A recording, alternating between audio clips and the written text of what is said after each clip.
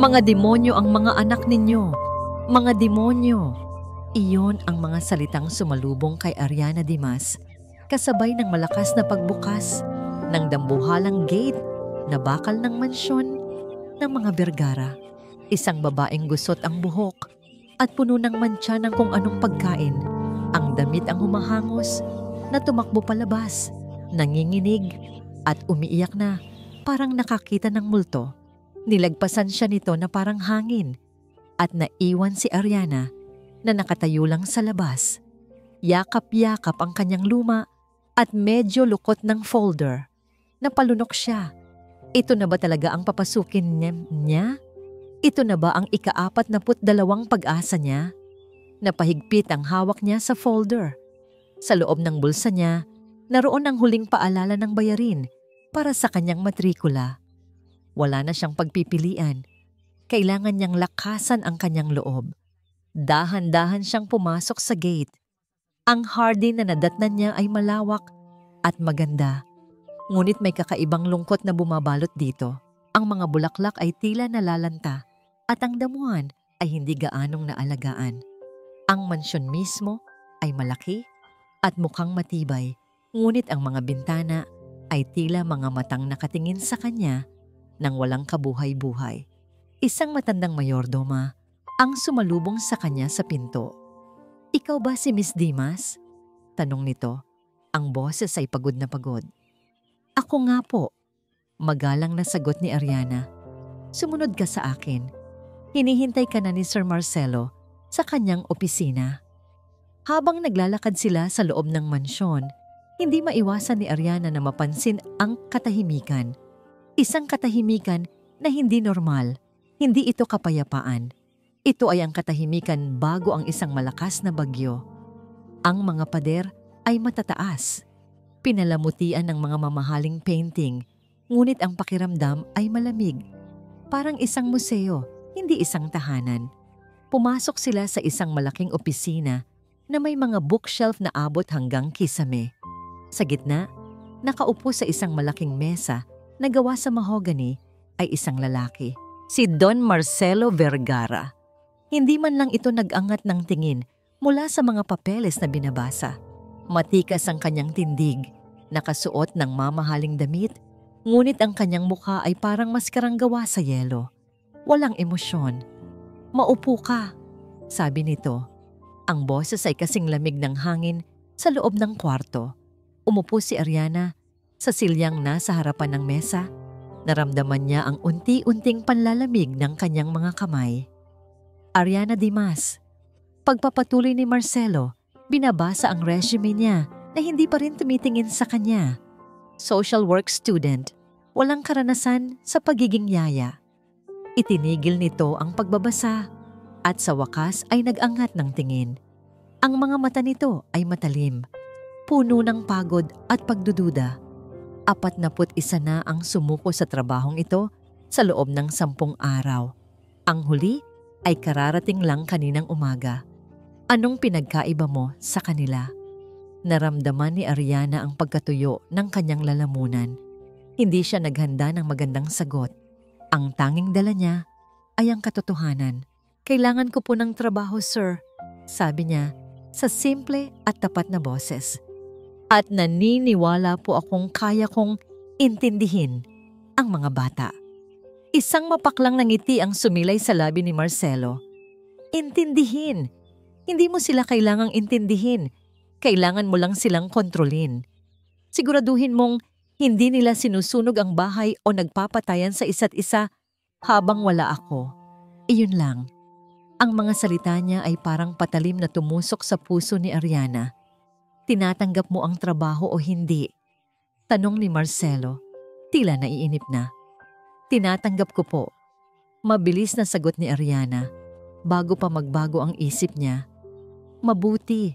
Manang Elvira." Tawag nito sa mayordoma. "Ihatid mo siya sa magiging kwarto niya at ipakita mo sa kanya ang mga bata." May diin sa huling salita, parang isang babala. Nang iwan nila ang opisina, dinala siya ni Manang Elvira sa sala. At doon, Nasaksihan ni Ariana ang totoong ibig sabihin ng salitang kaguluhan. Isang batang babae, marahil mga 4 na taong gulang, ang umiiyak sa isang sulok. Dalawang mas matandang babae na mukhang kambal ang nagsasabunutan dahil sa isang manika.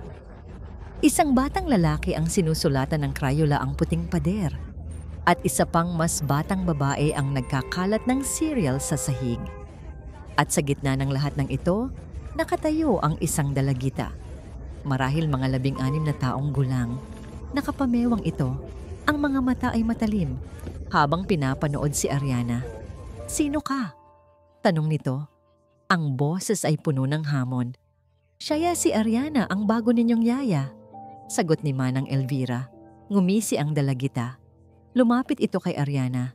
Tinitingnan siya mula ulo hanggang paa. "Ako si Isabel," pagpapakilala nito. "At iiwan mo rin kami, tulad nilang lahat." Hindi ito tanong, isa itong pangungusap. "Hindi ka magtatagal dito." Dagdag pa ni Isabel, bago ito tumalikod at naglakad paalis, iniwan si Ariana na nakatayo sa gitna ng digmaan.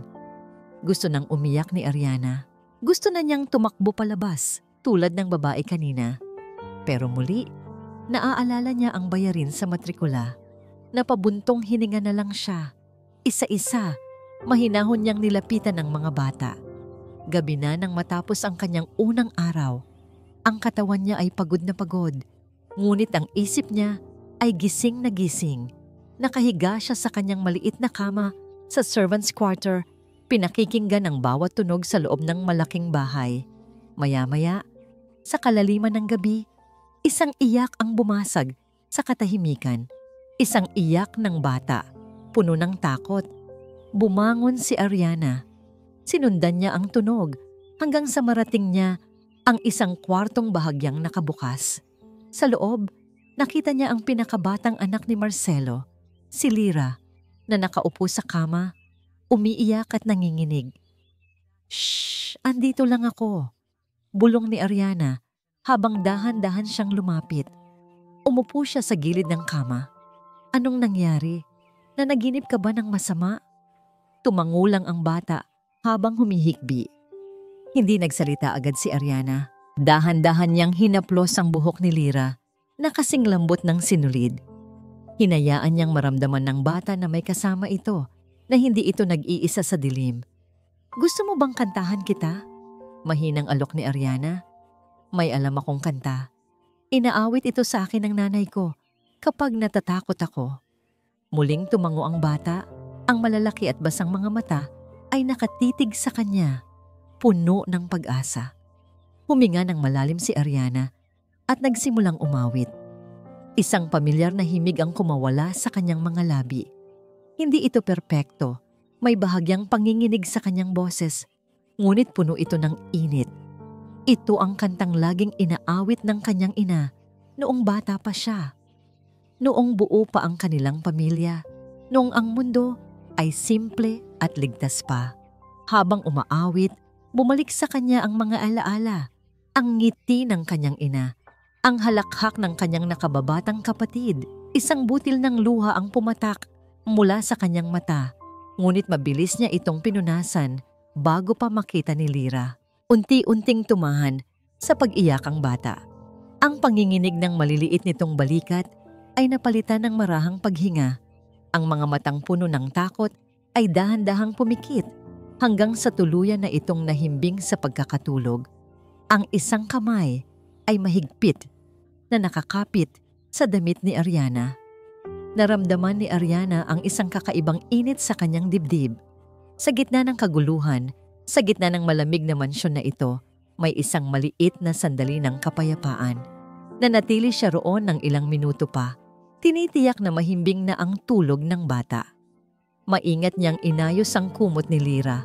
Hinalikan niya ito sa noo. Isang bagay na hindi niya napigilang gawin. Tumayo na siya para bumalik sa kanyang kwarto. Ngunit sa kanyang paglingon, natigilan siya. Sa may pintuan, nakatayo ang isang anino, isang matangkad na figura. Si Don Marcelo. Hindi niya alam kung gaano na ito katagal na nakatayo roon. Nakasandal ito sa hamba ng pinto. Ang mga braso ay nakakrus sa dibdib. Ang mukha nito ay hindi nababasa sa dilim. Ngunit sapat ang liwanag mula sa buwan na tumatama mula sa bintana para makita niya ang isang bagay. Nakasimangot ito. Ngunit hindi ito simangot ng galit. Iba, isang simangot na puno ng pagkalito o baka sakit. Hindi gumalaw si Marcelo. Nakatitig lang ito sa kanya at sa natutulog na bata na parang nakakita ng isang bagay na matagal na niyang kinalimutan at hindi niya alam kung ano ang dapat maramdaman tungkol dito. Pinanood ni Marcelo Vergara ang babae habang dahan-dahan itong tumayo at lumabas ng kwarto ni Lyra. Hindi siya gumalaw, nanatili siyang nakasandal sa pader. Nararamdaman ang lamig ng marmol sa kanyang likod habang ang himig ng kantang yon ay paulit-ulit na tumutugtog sa kanyang isipan. Ilang taon na nga ba mula nang huli niyang marinig ang uyaying iyon? Ang kanyang asawa, si Isabela. Iyon ang kantang inaawit nito para sa mga bata tuwing gabi. Isang kantang halos kinalimutan na niya. Napilit niyang iwinaksi sa kanyang alaala, kasama ng lahat ng iba pang bagay na nagpapaalala sa kanya nito. At ngayon, isang estranghero ang nagdala nito pabalik. Sa loob ng kanyang bahay, naramdaman niya ang pagkirot sa kanyang dibdib, isang pamilyar na sakit na matagal na niyang kasama. Pumasok siya sa kanyang opisina at isinara ang pinto. Tila ba kayang harangan ng kahoy na yon ang mga alaala. Kinabukasan, maaga siyang bumaba. Inaasahan niyang madadatnan ng karaniwang eksena. Ang mga katulong na nagpapanik, ang mga batang nagsisigawan, at ang bagong yaya na nasa isang sulok. Malapit ng sumuko. Pero iba ang nakita niya. Nasa sahig ng sala, si Ariana. Ang kambal, sina Maya at Mara, ay pinipilit na suotan siya ng mga korona na gawa sa papel. Ang bunsong si Lyra ay nakakandong sa kanya, masayang naglalaro sa kanyang buhok. Maging ang kaisa-isang anak niyang lalaki, si Leo, ay tahimik na nakaupo sa tabi nito. Ipinapakita ang kanyang drawing. Kaguluhan pa rin, oo, ngunit ibang klase. May halong tawa. At si Ariana, sa gitna ng lahat, ay hindi mukhang stress. Kalmado ang kanyang mukha at may maliit na ngiti sa kanyang mga labi habang pinakikinggan ang kwento ni Leo. Biglang may lumipad na bola at tumama sa isang mamahaling florera sa gilid. Gumawa ito ng malakas na ingay. Napahinto ang lahat. Lahat ng mga bata ay napatingin sa kanya. Ang kanilang mga mata ay puno ng takot. Hinihintay nila ang pagsabog, ang sigaw. Ngunit si Ariana ay huminga lang ng malalim. Okay lang, sabi niya sa mahinahong boses. Walang nasaktan. Leo, pakipulot ng bola. Maya, Mara, tulungan ninyo akong ayusin itong mga unan. Walang sumigaw, walang nagalit. Pinanood niya ang eksena mula sa itaas ng hagdanan. Isang bahagi niya ay gustong aminin na may kakaiba sa babaeng ito. Ngunit ang mas malaking bahagi niya, ang bahaging nasanay na sa sakit at pagdududa, ang nagsasabing isa lang itong palabas, isang magandang pag-arte. Lahat ng tao ay may kailangan mula kay Don Marcelo Vergara. Pera, kapangyarihan, koneksyon. Bakit magiging iba ang isang mahirap na dalagang galing probinsya? Lahat sila ay may presyo. Kailangan niya lang alamin kung magkano ang sa kanya. Tinalikuran niya ang eksena bago pa man may makakita sa kanya. Ang kanyang mukha ay muling nanigas at naging karaniwang maskara ng lamig. Nang hapong yon, ikinulong niya ang sarili sa opisina, ang kanyang santuwaryo. Pero kahit doon, hinahabol siya ng mga alaala. Napako ang kanyang tingin sa isang litratong naka-frame sa ibabaw ng kanyang mesa. Si Isabela, nakangiti sa kanya. Ang huling beses na nakita niya ang nangiting iyon ay... Hindi. Ang huling beses na nakita niya ito, hindi ito nakangiti. Nag-aaway sila. Ang alaala ay parang suntok na tumama sa kanyang sikmura. Palagi ka na lang wala, Marcelo. Ang kumpanya, ang pera, iyan na lang ang mahalaga sa'yo. Paano naman kami? Paano ang mga anak mo? Ang boses ni Isabela ay umalingaw-ngaw sa kanyang isip. Kasing linaw ng dati. Huwag mo akong simulan, Isabela. Pagod ako. Iyon ang mga huling salita niya sa kanya. Hindi mahal kita. Hindi patawad. Kundi, pagod ako. Kinabukasan, wala na ito. Ang aksidente. Napapikit siya ng mariin. Ang pagsisisi ay isang lason na araw-araw niyang iniinom. Bumukas ang pinto ng walang katok. Iisang tao lang ang nangangahas na gawin iyon. Marcelo? Pumasok si Clarice, ang pinsan ng kanyang yumaong asawa. May dala itong basket ng prutas at isang pekeng ngiti ng pag-aalala. Kamusta ka na? Nag-aalala ako sa'yo. Umungol lang siya bilang sagot. Inilapag ni Clarice ang basket sa mesa. Ang mga mata nito ay naglibot sa kwarto bago muling tumuon sa kanya ng may kunwaring simpatsya. Nakita ko ang bagong yaya. Mukha namang masipag, pero binitin niya ang salita sa hangin. Pero ano? Tanong ni Marcelo, matalimang boses. Wala naman, sabi ni Clarice. Iwinawagayway ang kamay. Mag-ingat ka lang, Marcelo. Mahirap magtiwala sa mga taong desperado. Baka kung ano ang gawin para lang sa pera. Tumagos ang mga salita. Sinadyang patamaan ang kanyang mga kinatatakutan. Nang hapong iyon, tinawag niya si Ariana sa opisina. Nakatayo siya malapit sa bintana. Nakatalikod dito. Nawawala ang isa sa mga dokumento ko dito sa mesa, sabi niya. Ang tono ay puno ng akusasyon. Ikaw lang ang huling pumasok dito kanina para maglinis. Narinig niya ang marahang paghinga ni Ariana. Inasahan niyang magpapanik ito o iiyak o magmamakaawa. Pero ang boses nito ay kalmado nang sumagot. Sir, hindi po ako kumukuha ng kahit anong hindi sa akin. Kung gusto niyo po, tulungan ko kayong hanapin. Baka po naipit lang sa ibang folder. Napalingon siya. Walang takot sa mga mata nito. Tanging sinseridad. Nainis siya sa nakita. Hinanap niya ang dokumento at natagpuan sa ilalim ng isang tumpok ng iba pang papel kung saan niya mismo ito nailagay. Hindi siya humingi ng tawad. Pinaalis niya na lang ito. Kinagabihan, hindi siya makatulog. Muli, natagpuan niya ang sarili sa kanyang opisina. Nakatayo sa harap ng litrato ni Isabela. Kinuha niya ito. Hinaplos ng kanyang hinlalaki ang muka sa larawan. Ang lahat ng tapang, ang lahat ng galit ay unti-unting natunaw at ang naiwan ay isang malaking kawalan. Naglalakad si Ariana sa pasilyo. Pauwi na sana sa kanyang silid matapos siguraduhing tulog na ang lahat ng bata. Dadaan na sana siya sa tapat ng opisina nang may marinig siyang tunog.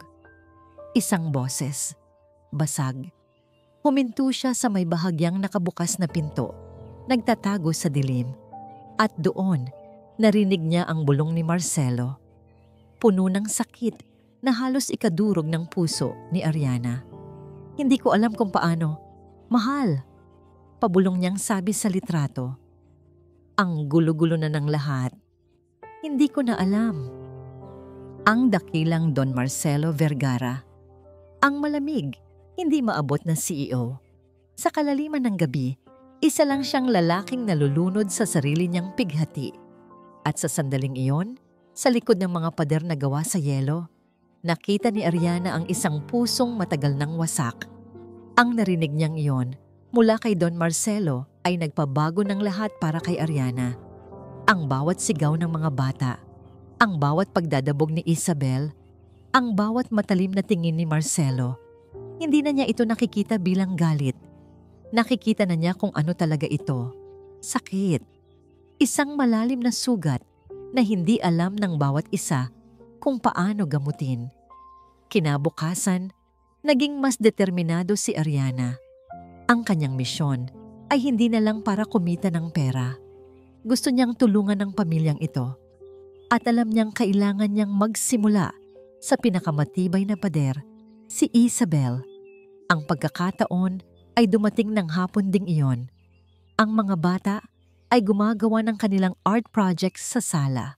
Si Lyra ay masayang-masaya sa kanyang ipinipintang bahaghari. Iniwan saglit ni Ariana ang mga bata para kumuha ng merienda sa kusina. Pagbalik niya, nadatnan niyang umiiyak si Lyra. Ang kanyang painting ay nasira. May isang malaking itim na mantsa ng pintura sa gitna nito. Si Ate Isabel po, sumbong ni Leo, nakaturo sa kanyang nakatatandang kapatid na prenteng nakaupo sa sofa, nagbabasa ng libro na parang walang pakialam. Nilapitan ni Ariana si Isabel. Isabel, bakit mo ginawa yon? Tanong niya. Pinipilit na panatilihing kalmado ang kanyang boses. Nagkibit-balikat lang ang dalagita, hindi man lang inaalis ang tingin sa libro. Ang pangit naman kasi ng gawa niya. Tinulungan ko lang siyang tapusin. Naramdaman ni Ariana ang pag-init ng kanyang ulo. Ngunit huminga siya ng malalim. Naalala niya ang sirang boses ni Marcelo kagabi. Ang galit ni Isabel ay hindi tunay na galit. Halika Lyra, gawa na lang tayo ng bago, sabi niya sa umiiyak na bata. Ngunit ang mga mata niya ay nanatili kay Isabel. Nang gabing iyon, pagkatapos niyang patulugin ang mga bata, hindi siya dumiretso sa kanyang silid. Kumatok siya sa pinto ng kwarto ni Isabel. Walang sagot. Kumatok siyang muli. Isabel, pwede ba akong pumasok? Umalis ka, sigaw mula sa loob. Dahan-dahang binuksan ni Ariana ang pinto. Nakita niya si Isabel na nakaupo sa kama nito, yakap ang mga tuhod. Ang libro ay nasa sahig at ang mga mata nito ay namumugto. Ang matapang na dalagita ay umiiyak ng mag-isa sa dilim. Hindi nagsalita si Ariana. Umupo lang siya sa gilid ng kama, nagbibigay ng espasyo. Bakit ka nandito? Tanong ni Isabel. Ang boses ay basag. Para pagalitan ako? Umiling si Ariana. Hindi. Bakit? Tumingin si Ariana sa malayo na para bang may inaalala. Naiintindihan ko ang galit mo, mahina niyang sabi. Ganyan din ako nung nawala ang kapatid ko. Natigilan si Isabel. Ang lahat ng depensa sa kanyang muka ay biglang nawala. Gusto kong saktan ng lahat.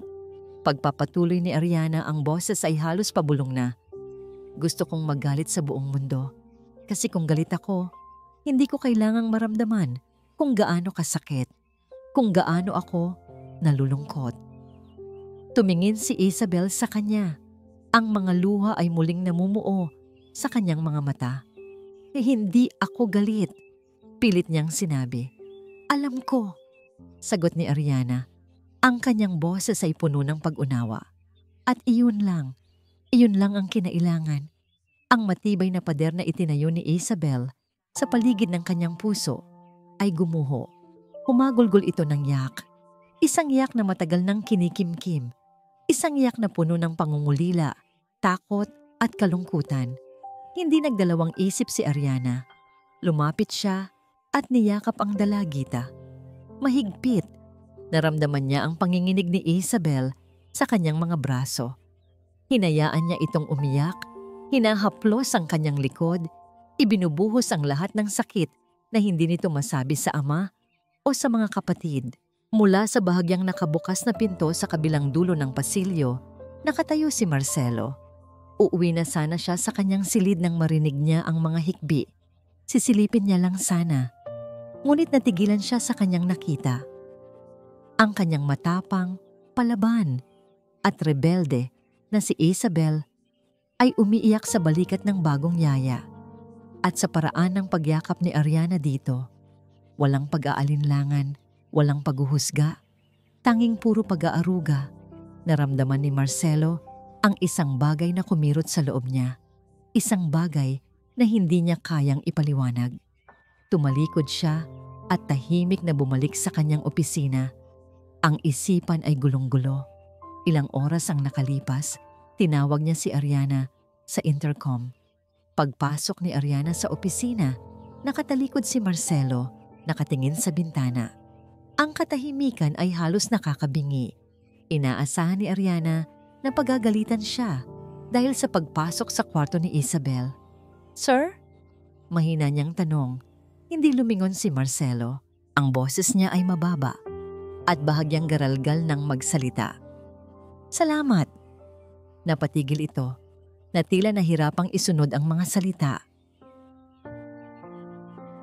"Sa ginawa mo para kay Isabel." Iyon lang, walang dagdag. Ngunit sa maliit at simpleng pangungusap na yon, naramdaman ni Ariana ang pagbabago.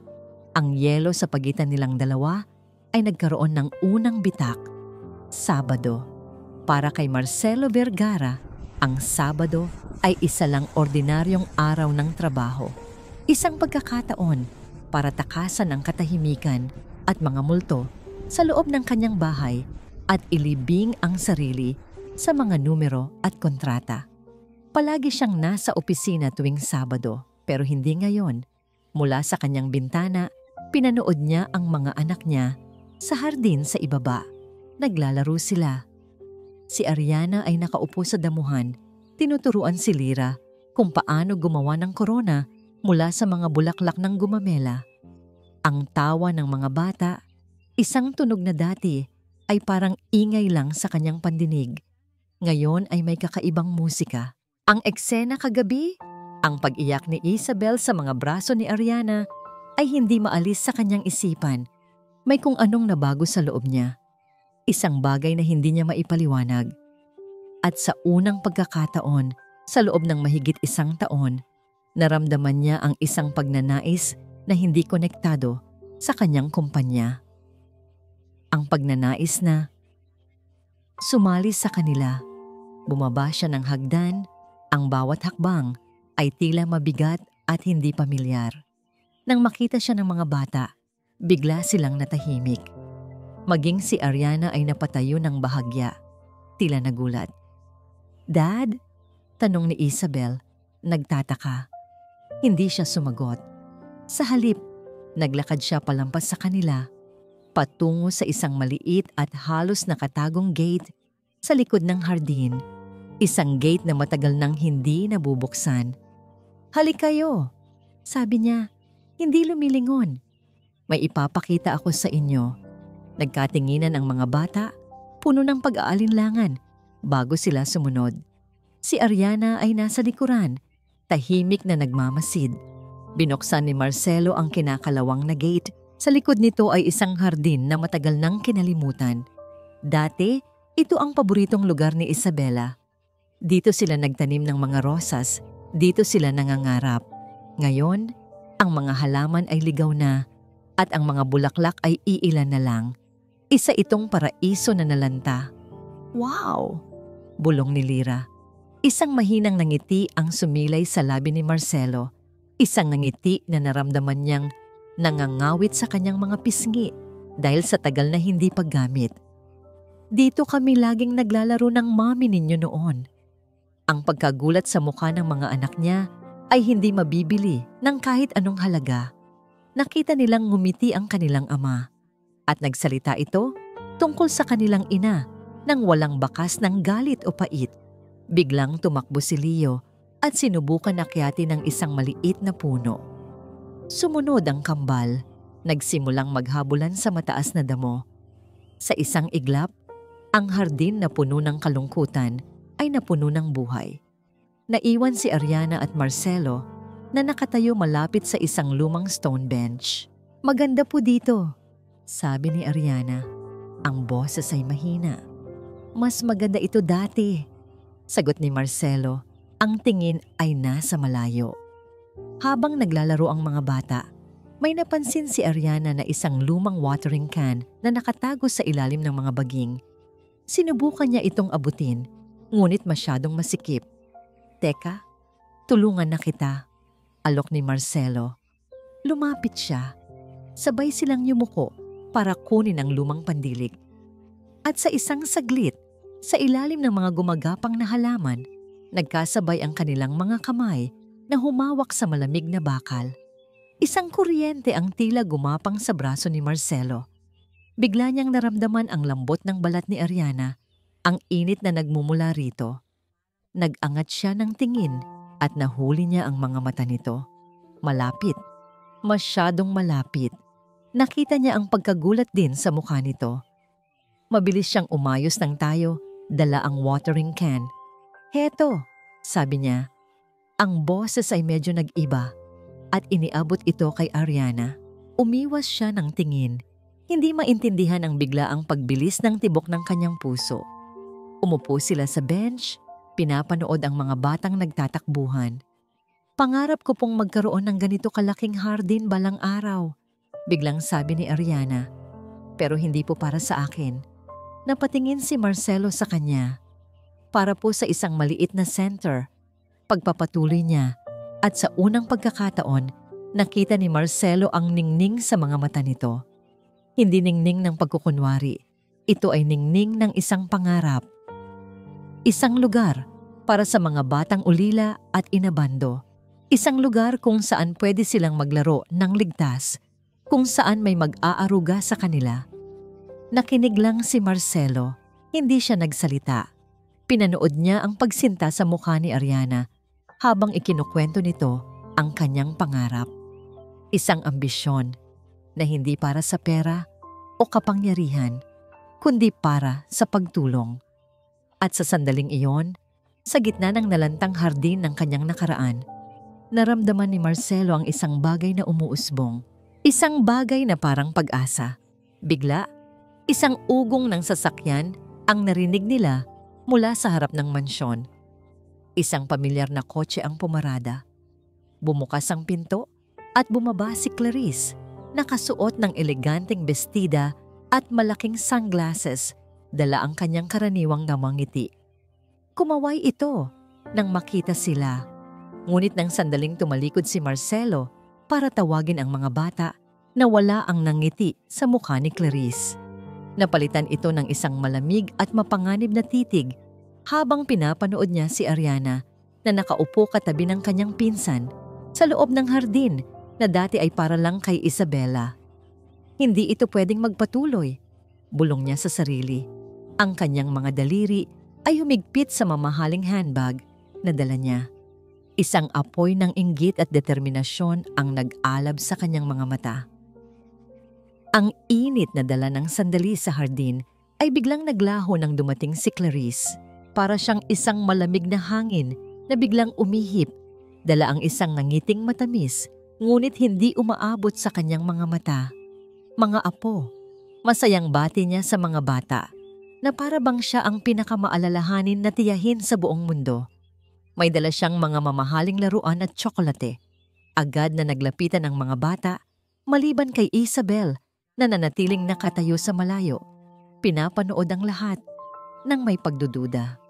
"At ikaw siguro si Ariana," sabi ni Clarice, bumaling sa kanya. "Narinig ko ang lahat ng magagandang bagay tungkol sa'yo."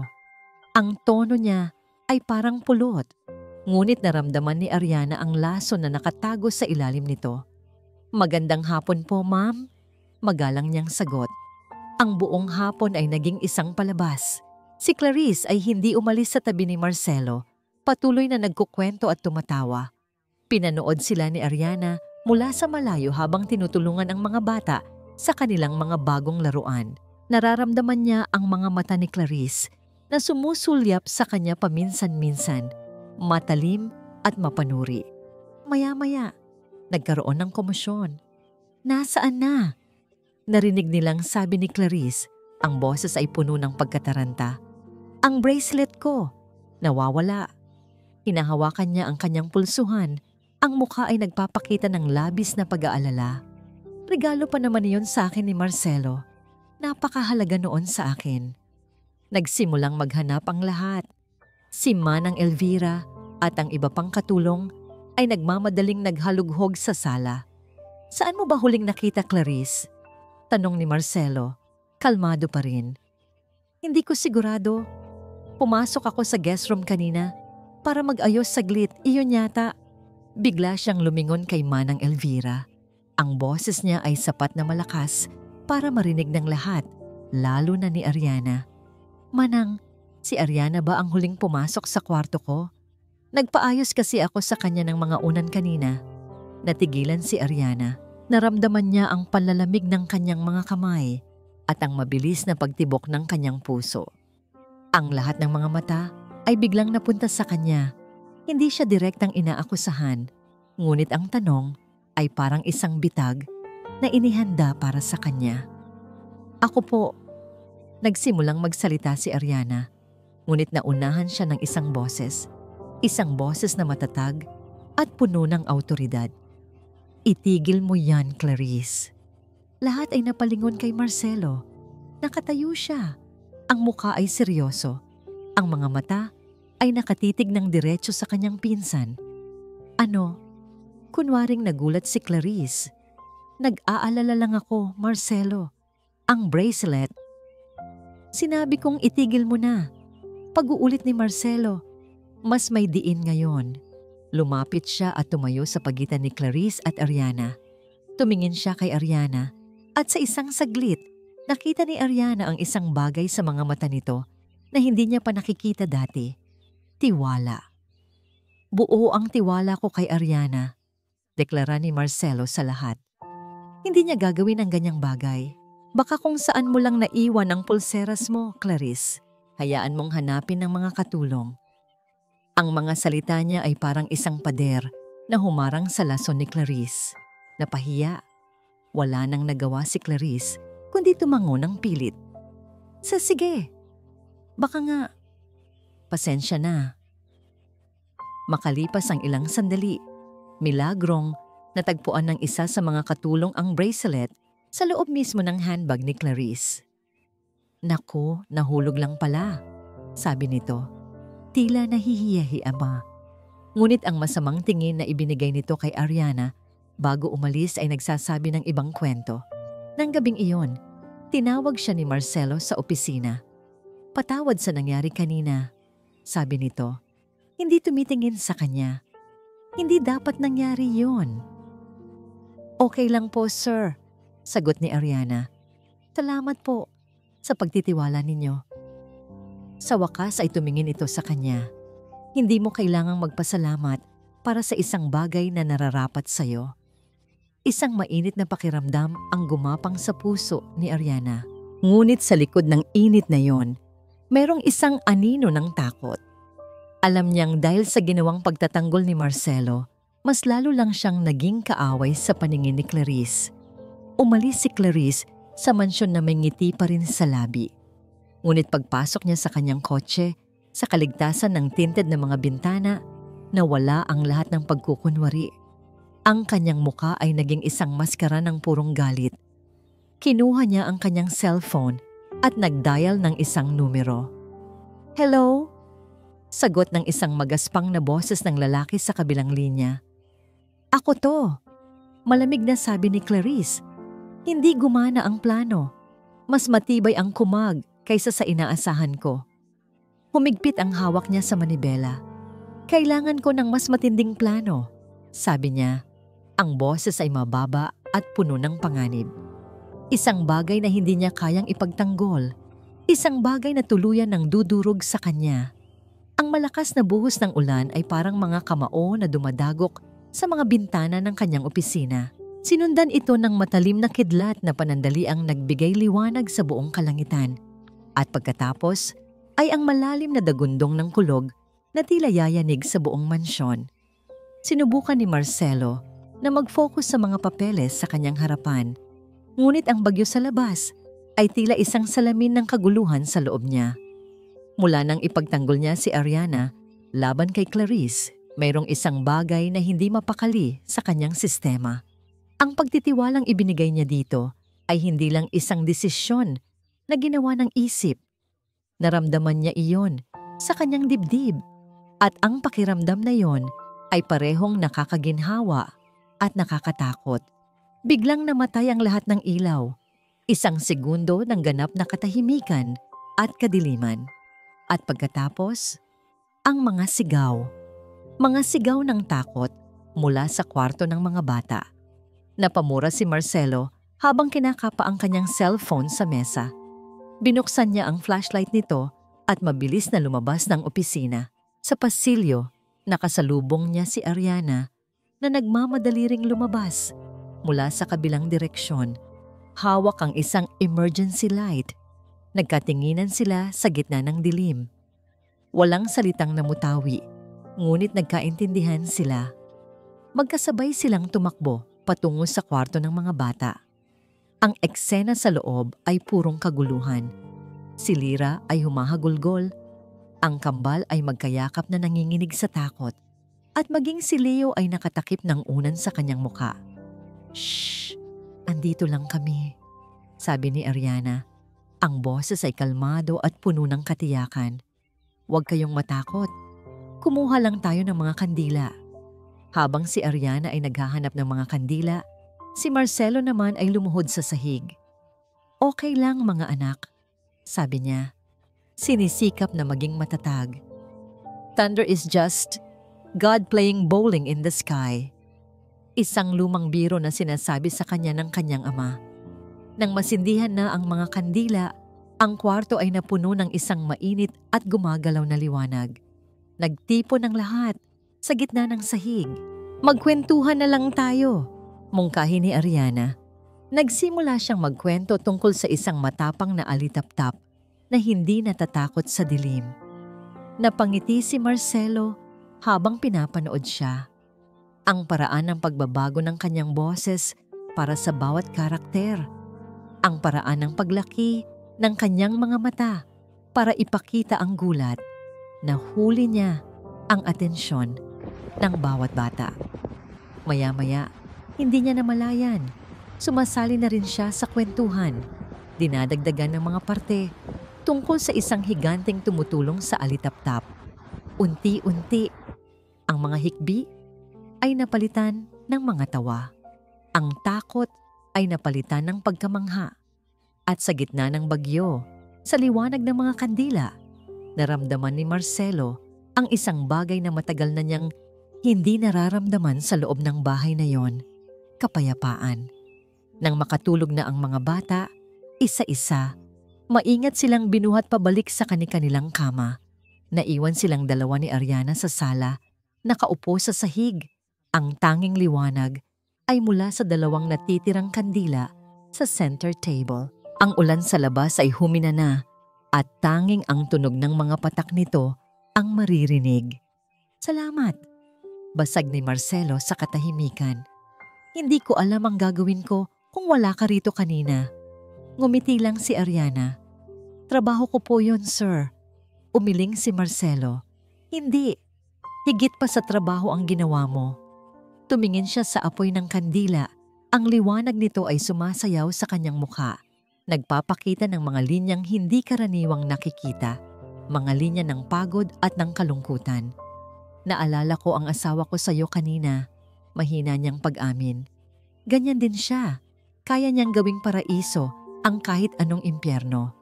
Isang mapait na ngiti ang gumuhit sa kanyang labi. Ang huling mga salita ko sa kanya, galit. Napatingin si Ariana sa kanya. Ang mga mata ay puno ng simpatsya. Hindi siya nagsalita. Nakikinig lang siya. At dahil doon, naramdaman ni Marcelo na ligtas siyang magpatuloy. "Nag-away kami dahil sa trabaho ko. Palagi na lang trabaho.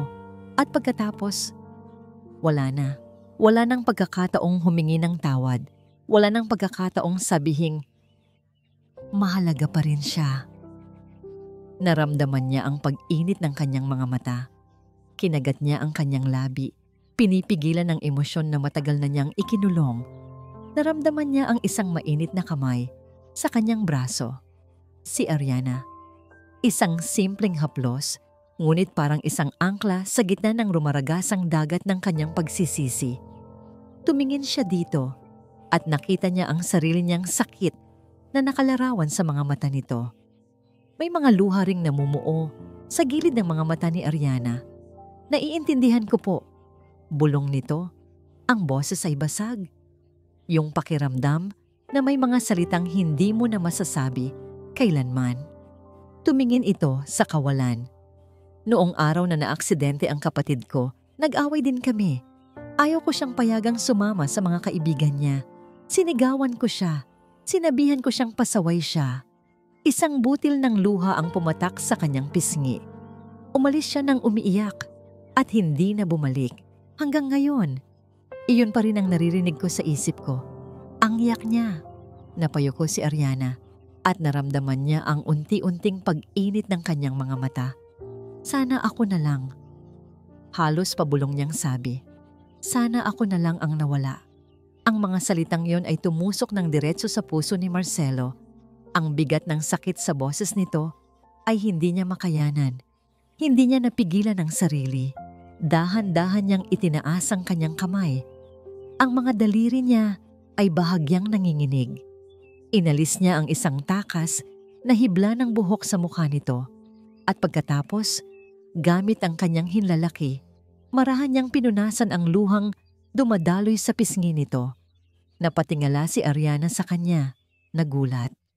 Ang mga mukha nila ay ilang pulgada na lang ang pagitan. Ang tanging naririnig niya ay ang sarili niyang paghinga at ang tunog ng ulan sa labas. Nakita niya ang bawat detalye ng mukha nito sa liwanag ng kandila.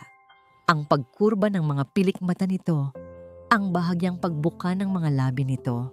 Dahan-dahan siyang yumuko, papalapit. At sa isang iglap, biglang kumurap-kurap ang mga ilaw.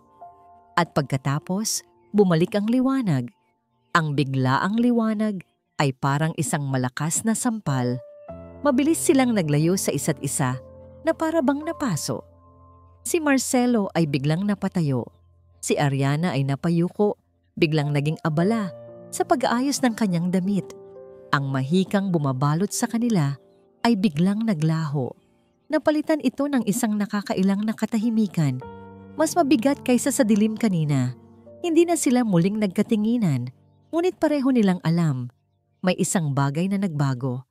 Isang linya ang muntik ng malagpasan. At ang alaala ng sandaling iyon ay mananatili, nasusunog sa isipan nilang dalawa. Ang mga sumunod na araw pagkatapos ng gabing umulan ay puno ng isang kakaibang tensyon. Sa pagitan ni Ariana at ni Don Marcelo, mayroong isang hindi nakikitang pader na muling itinayo. Nag-iiwasan sila ng tingin. Ang mga pag-uusap nila ay naging maikli at formal, laging tungkol sa mga bata o sa mga gawaing bahay. Ngunit may nagbago. Kahit na may distansya, naramdaman ni Ariana ang isang bagong klase ng respeto mula kay Marcelo. Wala na ang dating matalim na pagdududa sa mga mata nito. Napalitan iyon ng isang bagay na mas malalim, isang bagay na hindi niya mapangalanan. Para kay Ariana, ang halos maganap na halik na iyon ay isang pagkakamali. Isang sandali ng kahinaan na dala ng emosyon at dilim. Siya ay isang empleyado. Siya ay ang yaya. Iyon lang dapat ang papel niya. Pilit niyang ibinaon ang alaala ng haplos ng daliri nito sa kanyang pisngi. Ngunit ang puso, madalas, ay may sariling isip. Naging mas masaya ang mga bata. Si Isabel ay nagsimulang ngumiti. Ang bahay ay unti-unting napupuno ng tunog ng tawa sa halip na sigaw. At sa kabila ng lahat, hindi maiwasan ni Ariana na maramdaman ang isang maliit na kislap ng pag-asa. Baka sa wakas, ito na ang simula ng paghilom para sa kanila. Malapit na ang kaarawan ni Don Marcelo. Isang ideya ang pumasok sa isip ni Ariana. Isang sorpresa. Gawa tayo ng party para kay Daddy. Masaya niyang sabi sa mga baha. Isang hapon, habang nagmemeryenda sila.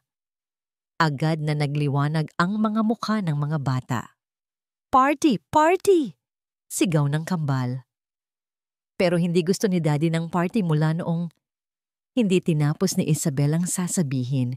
Ngunit alam ng lahat ang ibig niyang sabihin mula noong nawala ang kanilang ina. Kaya nga sorpresa, sabi ni Ariana. Nginitian si Isabel. Hindi ito magiging malaki. Tayo-tayo lang. Gagawa tayo ng cake, magdidikit tayo ng mga lobo, at kakantahan natin siya. Isang bagay na simple, pero galing sa puso. Ang ideya ay nagbigay ng bagong sigla sa mga bata. Sa mga sumunod na araw, ang mansyon ay napuno ng mga sikretong bulungan at mga nakatagong drawing para sa kanilang ama.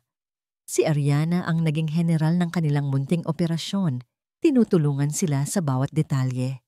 Ito ang unang pagkakataon na nakita niyang nagtutulungan ang magkakapatid para sa iisang layunin. Isang hapon, habang abala ang lahat sa paggawa ng mga party hats, hindi nila namalayan ang pagdating ng isang bisita. Si Clarice. Pumasok ito sa sala na may matamis na ngiti, ngunit ang mga mata nito ay parang sa isang ahas. Sinusuri ang bawat galaw. "Oh, anong meron dito? Mukhang may pinaghahandaan kayo, ah?" Tanong niya. Ang boses ay puno ng kuryosidad. "Birthday po ni Daddy," masayang sabi ni Lyra. Isang mabilis at halos hindi mahahalata na kislap ng galit ang dumaan sa mga mata ni Clarice. Ngunit agad itong napalitan ng isang masayang tawa. "Talaga? Ang sweet ninyo naman. Pwede ba akong tumulong?" Sa kabilang panig ng Maynila, sa isang madilim at mausok na cafe, nakipagkita si Clarice sa isang lalaking may peklat sa kilay. Inilapag nito ang isang brown envelope sa mesa. "Nandyan na lahat ng kailangan mo," sabi ng lalaki. "Bank statements, transaction records. Mukhang-mukha siyang totoo. Kahit sinong eksperto, hindi mahahalata." Binuksan ni Clarice ang envelope at sinuri ang mga papel.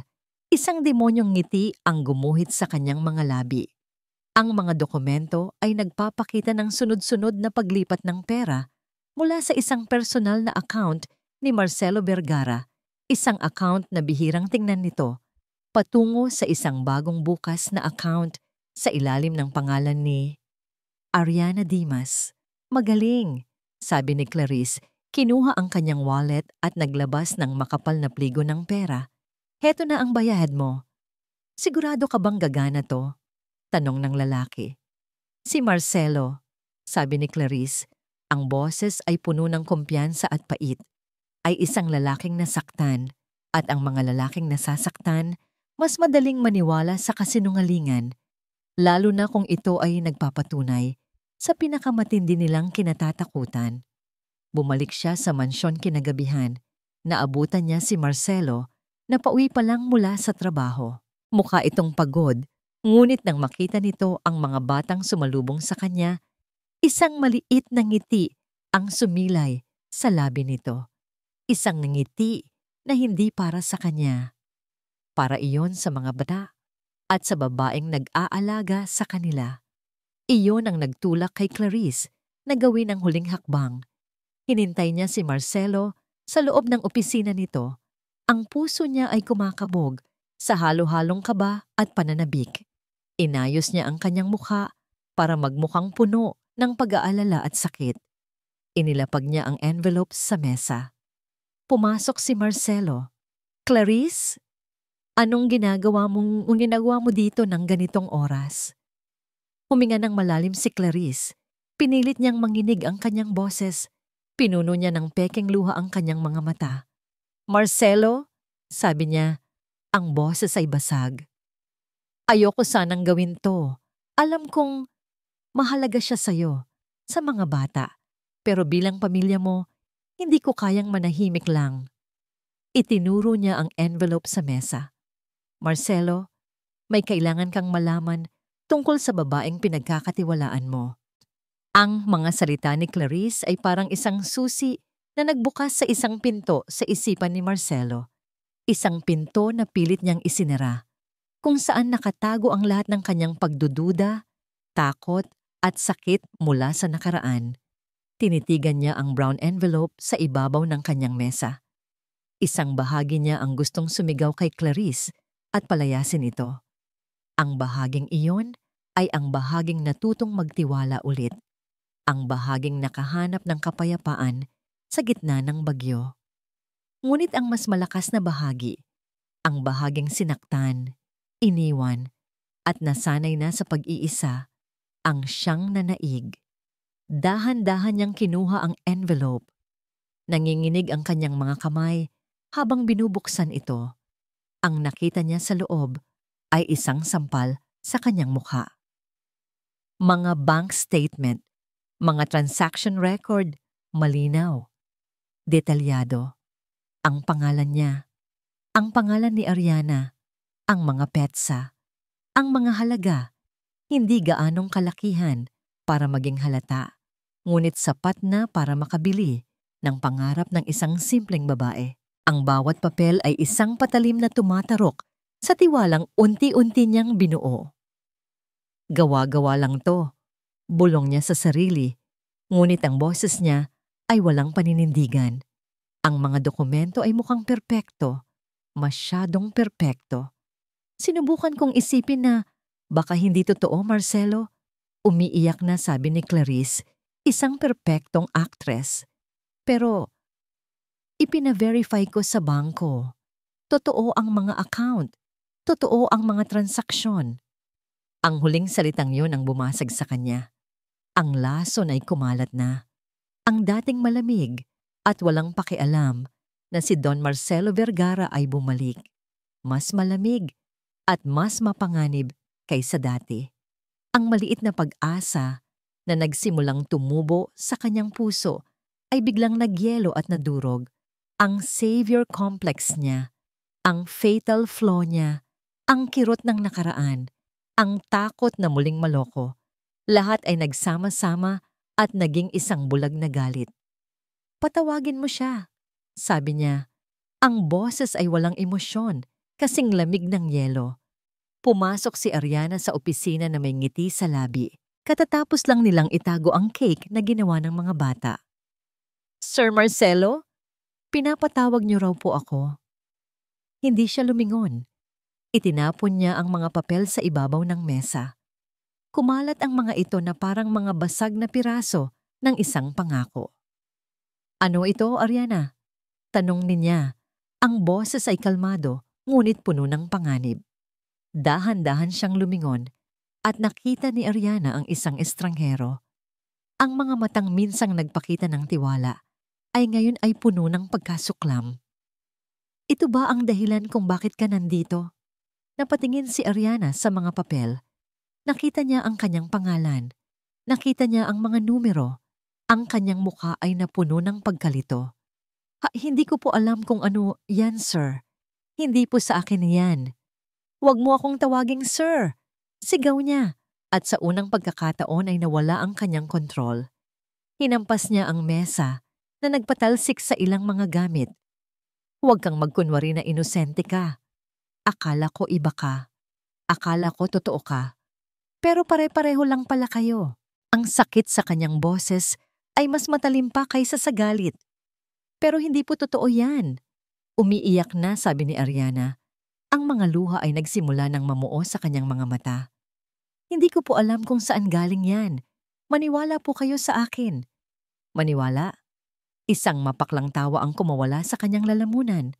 Tapos na akong maniwala, Ariana. Pinakita mo sa akin kung gaano ako katanga. Ginamit mo ang mga anak ko. Ginamit mo ang kahinaan ko. Ang bawat salita ay parang laso na tumatagos sa puso ni Ariana, mas masakit kaysa sa sampal. Umalis ka, sabi niya. Ang boses ay muling naging malamig at walang buhay. Kunin mo ang mga gamit mo at umalis ka sa pamamahay ko. Pero sir, sinabi kong umalis ka, sigaw niya. Ayoko nang makita pa ang pagmumukha mo dito. Kailanman.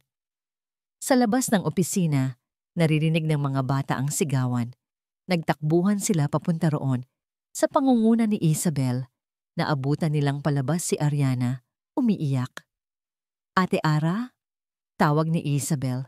Daddy, anong nangyayari? Tanong niya sa kanyang ama. Bumalik kayo sa mga kwarto ninyo. Utos ni Marcelo, hindi sila tinitingnan. Hindi! Huwag mong paalisin si Ate Ara. Sigaw ni Isabel, yumakap sa binti ni Ariana. Sumunod ang iba pang mga bata. Humahagulgol, nakayakap kay Ariana. Daddy, please, huwag! Ang eksena ay parang isang kutsilyong lalong bumaon sa puso ni Marcelo. Ang makita ang mga anak niyang nagmamakaawa para sa babaeng nanloko sa kanya ay isang dagdag na insulto. Sinabi kong bitawan niyo siya. Sigaw niya sa mga anak niya, isang bagay na hindi niya pa nagagawa dati. Hinila niya si Isabel, palayo kay Ariana. Sa gitna ng kaguluhan, nakatingin lang si Ariana kay Marcelo. Ang mga mata nito ay puno ng sakit. Ngunit meron ding isang bagay doon. Pagkabigo. Pagkabigo hindi dahil sa mga akusasyon, kundi dahil sa kawalan niya ng tiwala.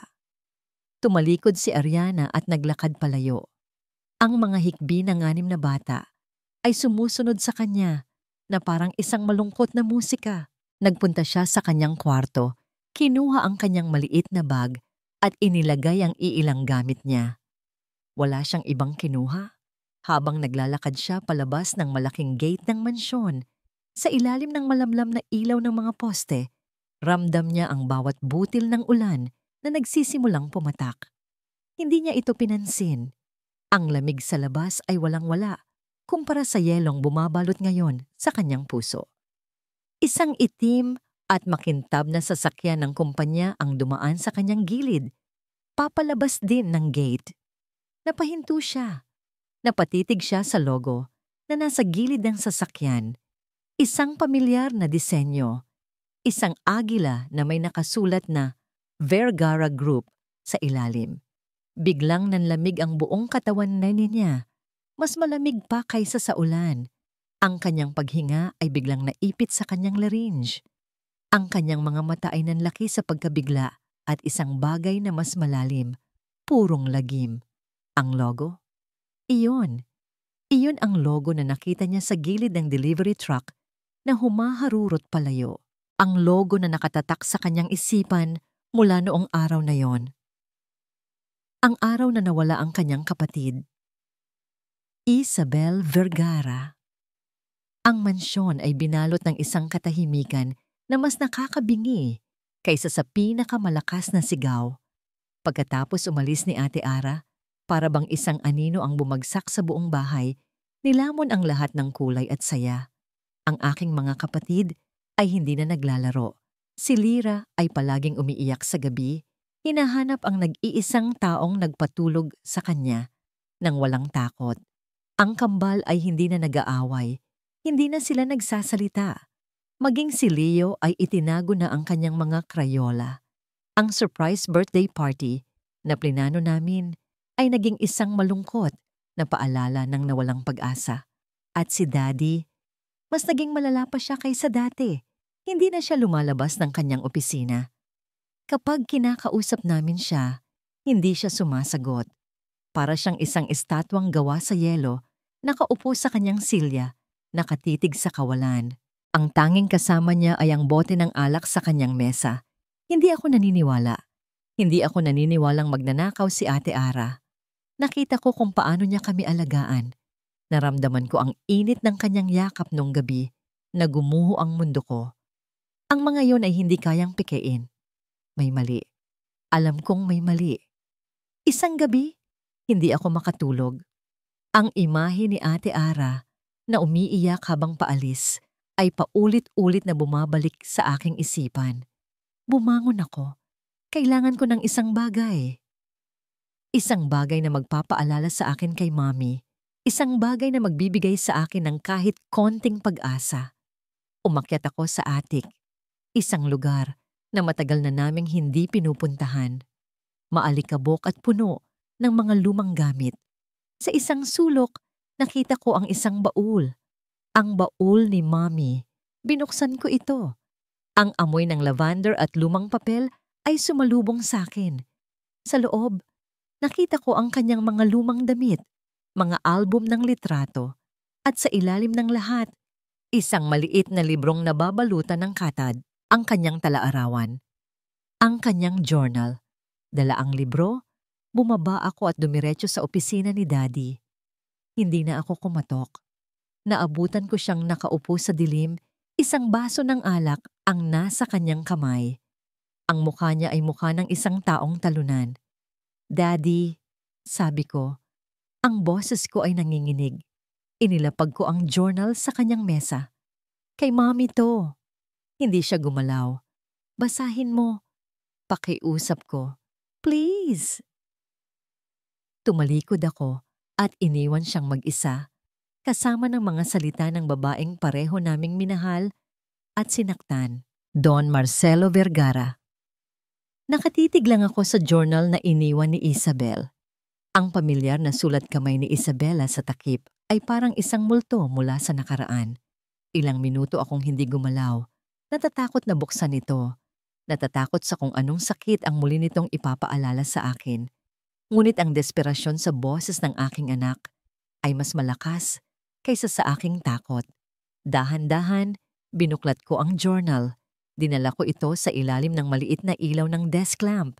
Ang mga pahina ay lumana, ngunit ang tinta ay malinaw pa rin. Binasa ko ang kanyang mga huling isinulat, mga ilang linggo bago siya maaksidente. Nararamdaman kong palayo na nang palayo si Marcelo. Ang kanyang puso ay nasa kumpanya na, hindi na sa amin. Gabi-gabi, ipinagdarasal ko na sana'y mahanap niya muli ang daan pabalik. Ang mga bata, sila ang pinakanasasaktan. Kailangan nila ng ama. Ang bawat salita ay isang dagok sa aking dibdib. Nagpatuloy ako sa pagbabasa. Ang aking mga kamay ay nanginginig. Kung sakaling may mangyari sa akin, isa lang ang hiling ko. Ipinagdarasal ko sa Diyos na sana'y magpadala siya ng isang anghel sa aming buhay. Isang taong may pusong kayang punan ang mga puwang na iiwan ko. Isang taong kayang turuan ng aking mga anak na muling gumiti. At isang taong kayang turuan ang aking Marcelo na muling magmahal. Isinara ko ang journal. Ang mga salita ay lumalabo sa harap ko dahil sa mga luhang namumuo sa aking mga mata. Isang anghel. Ang mga imahe ni Ariana ay biglang bumuhos sa aking isipan. Ang kanyang pag-awit kay Lyra, ang kanyang pasensya sa mga bata, ang kanyang pag-iyak sa aking balikat, ang kanyang pagyakap kay Isabel. Siya ang sagot sa panalangin ni Isabela. At ako mismo ang nagtulak sa kanya palayo. Biglang bumukas ang pinto ng opisina. Si Clarice. "Marcelo, mahal," sabi niya, "may dalang tray ng pagkain. Hindi ka pa kumakain. Nag-aalala ako sa'yo." "Ikaw," sabi ko. Ang boses ko ay mababa at puno ng isang bagong natuklasang galit. "Ikaw ang may gawa nito." Natigilan siya. "Anong ibig mong sabihin?" "Ang mga dokumento. Ang lahat ng ito. Isang malaking kasinungalingan." Tumawa siya ng pilit.